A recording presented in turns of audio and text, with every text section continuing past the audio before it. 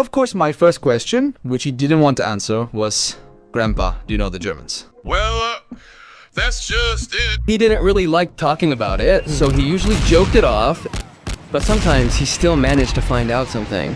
And here's how it was the first time. He was 16. They didn't take him into the army, so he joined the partisans. The partisans lived in the forest and didn't know what was going on in the city.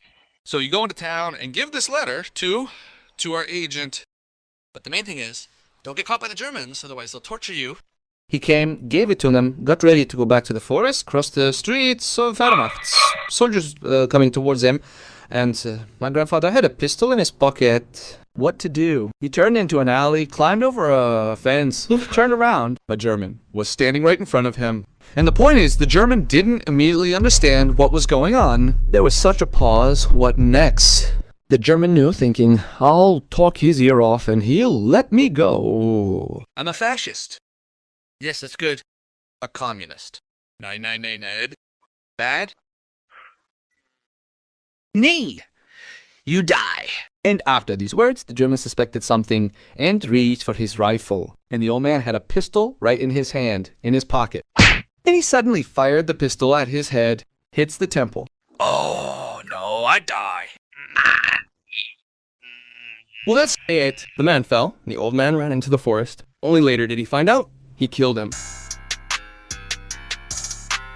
In fact, derailing a train is no easy task. There are guards ahead of the train, and they had more than just machine guns. And one day, they sent the old man to plant a bomb. He says it looked like this, a wooden box with a spring in it.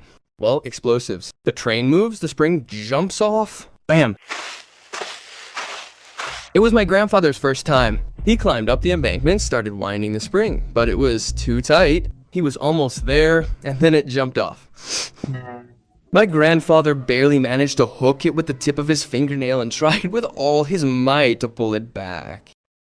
It didn't work. And then, the train was approaching. It was already very close, humming behind the trees. But the spring just wouldn't budge. Well, it almost tore his fingernail off, but he did it. And he says he'd never heard such a loud sound in his life. A train wreck is terrifying to...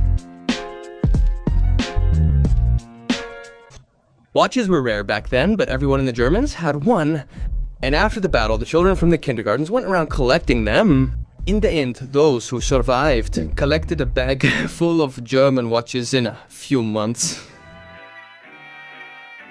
Oh, when I get back, I'll sell all the watches and build myself a house in the village. No more buns. The forest is nearby, and there are no Germans or any bastards. And so, they were about to storm Königsberg, a major operation. An extra 5 kilograms would certainly be a hindrance. What did I come up with? We'll hide all the watches in one hiding place. Whoever survives gets to keep them. Fine. Fine. Well, during the assault, my grandfather was running, and a bomb fell and concussed him. He says I'm lying in a crater, not understanding why the hell I'm naked, but it turns out the explosion tears off all my clothes, even my underwear. Where am I? Don't worry, you're in the hospital.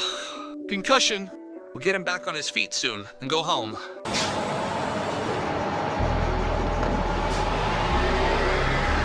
After the war, I returned to that place. Of course, I didn't expect to find anything there. A lot of time had passed. Someone definitely took it, but everyone knew about that place. Who hid it there?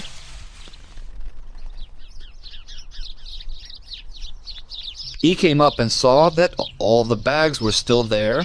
It turns out that after that assault, there was no one left to return. Not a shikern. He didn't take anything. He just left.